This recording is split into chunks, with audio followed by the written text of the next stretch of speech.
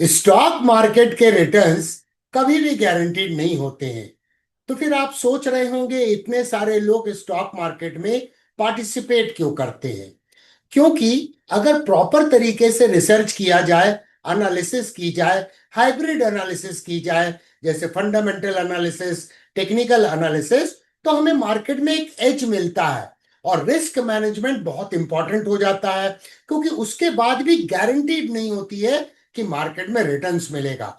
यहां पे मैं आपको फिर से एक बार याद दिलाना चाहूंगा पीटर लिंक के एक फेमस कोट को, क्योंकि पीटर लिंक दुनिया के एक सफलतम फंड मैनेजर्स में से आते हैं। उन्होंने क्या कहा था कि अगर आप स्टॉक मार्केट के बिजनेस में अच्छे हैं, गुड है, तो आप 6 बार करेक्ट होंगे 10 बार में से। आप 9 बार कभी भी करेक्ट नहीं हो सकते हैं। तो इसका तात्पर्य क्या हो गया कि स्टॉक मार्केट के रिटर्न्स गारंटीड नहीं है, लेकिन अगर रिस्क मैनेजमेंट को प्रॉपर तरीके से अप्लाई किया जाए, प्रॉपर एनालिसिस और रिसर्च करने के बाद, तो मार्केट में एक एज मिल सकता है। क्या आप भी सोच रहे हैं कि एआई के आने के बाद इंडियन आईटी स्टॉक्स का क्या होगा? क्या ये टेक्नोलॉजी नए स्टार्स क्रिएट करेगी या पुरानी कंपनीज को डिसरप्ट करेगी? आज हम करने वाले हैं एक डीप डाइव, जहां हम देखेंगे कैसे आर्टिफिशियल इंटेलिजेंस इंडिया के टेक सेक्टर को बदल रहा है, और कौन से 3 स्टॉक्स हैं जहां एआई से रियल ट्रांसफॉर्मेशन भी हो रहा है। The AI tsunami, India tech awakening. AI सिर्फ एक बजवर्ड नहीं रहा, ये एक सुनामी बन चुका है जो पूरी दुनिया के बिजनेसेस को ट्रांसफॉर्म कर रहा है। From content creation to customer support, coding to cloud, हर जगह एआई का इंटीग्रेशन हो रहा है लाइटनिंग स्पीड से। अब बात करते हैं इंडिया की। तो ये अब सिर्फ आउटसोर्सिंग हब नहीं रहा है। इंडिया की आईटी कंपनीज एआई को अपने कोर बिजनेस मॉडल में इंटीग्रेट कर रही हैं। तो अगर आप आईटी स्टॉक्स में इन्वेस्ट करते हैं या करना चाहते हैं, तो यह समझना बहुत इंपॉर्टेंट है कि एआई का इंपैक्ट शॉर्ट टर्म में नहीं, लॉन्ग टर्म सेकुलर चेंज है। Traditional titans versus AI डिसरप्टर्स।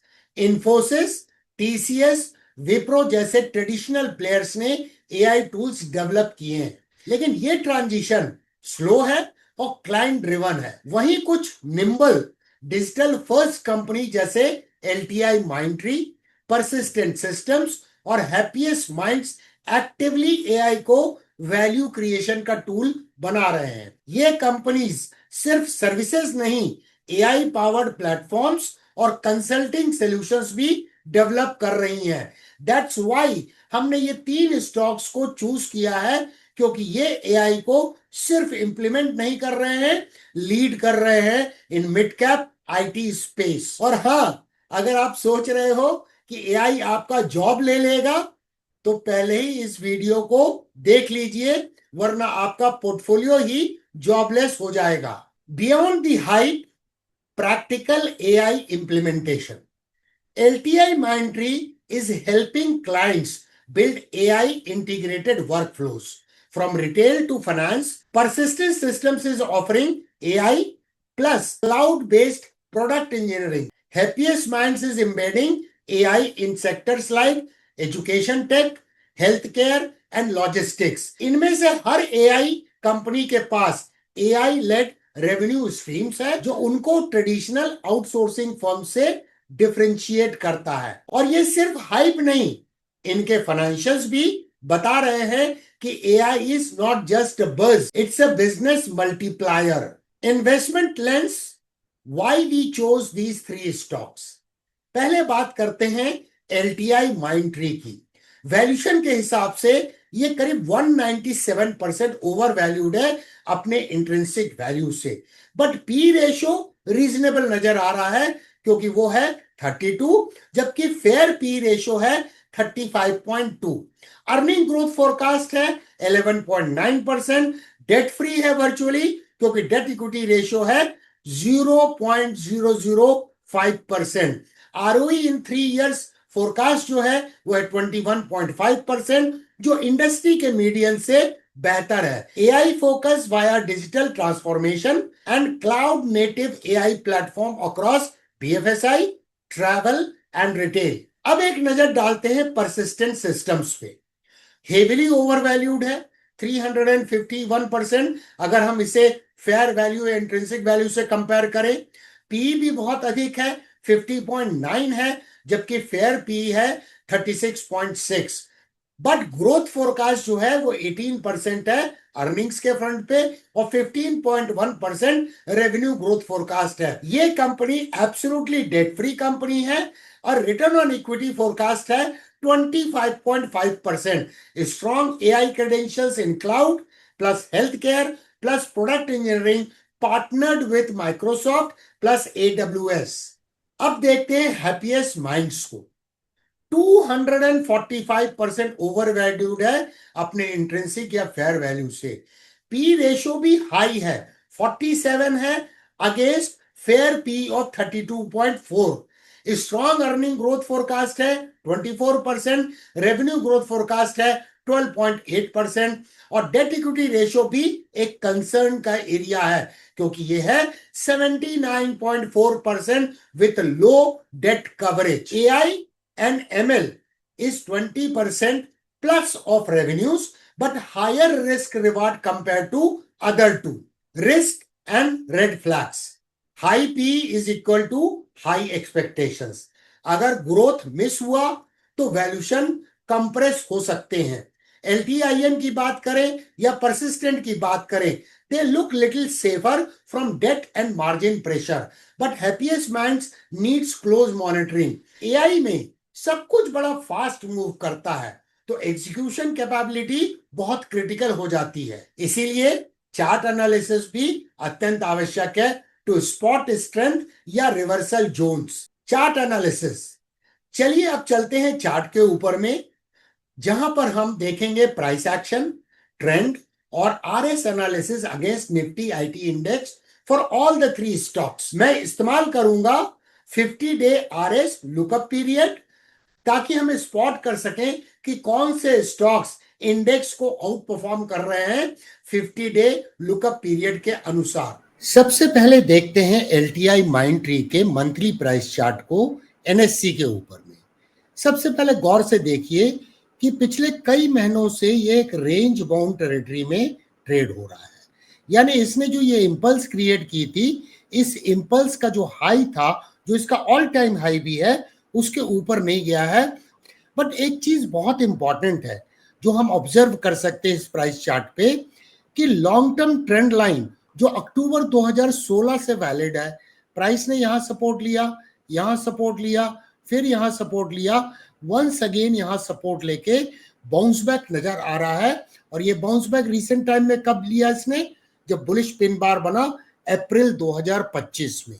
और वो सपोर्ट और क्या था?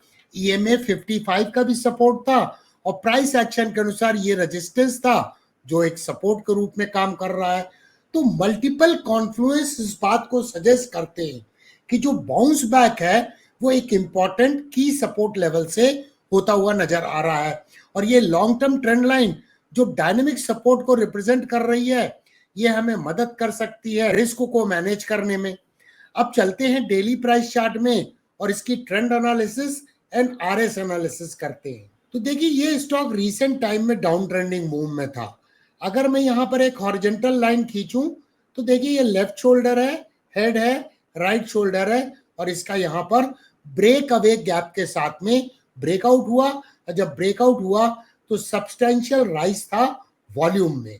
इसके अलावा इंपॉर्टेंट क्या है कि रीसेंट टाइम में प्राइस एक कंसोलिडेट कर रही है, लेकिन इंपॉर्टेंट है EMA 55 ने SMA 144 को क्रॉस ओवर कर लिया है, मतलब कुछ सिग्नल मिल रहे हैं ट्रेंड रिवर्सल के डाउन ट्रेंडिंग मूव के बाद में। अब अगर इसकी आरएस एनालिसिस करें तो ये देखिए ये स्टॉक निफ्टी आईटी इंडेक्स को लुकअप पीरियड 50 डे के अनुसार आउट परफॉर्म करता हुआ नजर आ रहा है पिछले 50 दिनों के डेटा के अनुसार। अब हम रेफर कर रहे हैं परसिस्टेंट सिस्टम्स के मंथली प्राइस चार्ट को। तो इस स्टॉक में भी एक इंपॉर्टेंट ट्रेंड लाइन है। ये देखिए प्राइस का सपोर्ट, प्राइस का सपोर्ट, प्राइस का सपोर्ट, और यहीं से फिर से ये बाउंस बैक नजर आ रहा है। जो कि साथ में कॉन्फ्लुएंस है EMA 21 का। और ये ट्रेंड लाइन कब से वैलिड है? ये वैलिड है सितंबर 2022 से। तो ये एक इंपॉर्टेंट ट्रेंड लाइन है जो डायनेमिक सपोर्ट के रूप में काम कर रही है। यहाँ पे प्राइस एक्शन को अगर देखें तो ये एरिया एक रेजिस्टेंस का एरिया था और उसके बाद में यहाँ प्राइस ने सपोर्ट लिया और ये बुलिश पिन बार का फॉर्मेशन होता हुआ नजर आया। करेंटली प्राइस जो है quite in proximity of this trend line trade होती हुई नजर आ रही है। अब हम परसिस्टेंट सिस्टम्स के डेली प्राइस चार्ट को देख रहे हैं। रिसेंट टाइम में डाउन ट्रेंडिंग मूव में था, यहाँ पे लोअर लो बनाने की प्रक्रिया समाप्त हुई और मार्केट का स्ट्रक्चर हो गया higher highs and higher lows का। लेकिन रिसेंट टाइम में काफी बड़ा करेक्शन हुआ है और पिछले लो को इसने तोड़ दिया है। यहाँ पे गौर करने वाली बात क्या है, ये ट्रेंड लाइन देखिए, प्राइस का रेजिस्टेंस, प्राइस का रेजिस्टेंस, प्राइस का रेजिस्टेंस था। यहाँ ब्रेकआउट तो जरूर हुआ, प्लस प्राइस सस्टेन नहीं कर पाई क्योंकि कोई रिवर्सल चार्ट पैटर्न यहाँ पर नजर नहीं आया। अगर reversal chart pattern for example अगर इनवर्स हेड एंड शोल्डर बन भी रहा है तो ये देखिए लेफ्ट शोल्डर हो सकता है, ये हेड है, लेकिन इसकी राइजिंग ट्रेंड लाइन है। इसका मतलब क्या है, ये एंटायर एरिया इसका सप्लाई जोन के रूप में एक्ट करने की संभावना है। तो फिलहाल ट्रेंड रिवर्सल नहीं हुए हैं क्योंकि प्राइस करंटली सारे क्रिटिकल मूविंग एवरेजेस के नीचे ट्रेड हो रही है। तो ट्रेंड रिवर्सल का इंतजार करना होगा इस पर्टिकुलर स्टॉक में। अगर हम RSI एनालिसिस करें तो ये स्टॉक करेंटली अंडर परफॉर्म कर रहा है निफ्टी IT इंडेक्स को। ऑफ कोर्स कुछ दिन पहले यहां पर ये आउट परफॉर्म भी करता हुआ नजर आया था। अब हम रेफर कर रहे हैं हैप्पीएस्ट माइंड्स के मंथली प्राइस चार्ट को NSE के ऊपर में। यहां देखिए एक मेजर इंपल्स का फॉर्मेशन हुआ था, उसके बाद में एक कॉम्प्लेक्स करेक्शन होता हुआ नजर आ रहा है और प्राइस में कहां पे सपोर्ट लेती हुई नजर आ रही है, गोल्डन रेशियो पे। अगर इस इंपल्स की रिट्रेसमेंट एनालिसिस करें तो 61.8% लेवल पर प्राइस सपोर्ट लेती नजर आ रही है। लेकिन ये काउंटर ट्रेंड लाइन एक स्ट्रॉन्ग रेजिस्टेंस के रूप में काम कर रही है।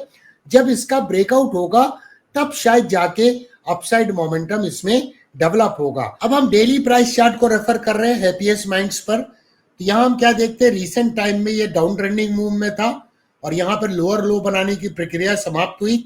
अब मार्केट का structure higher highs and higher lows का है।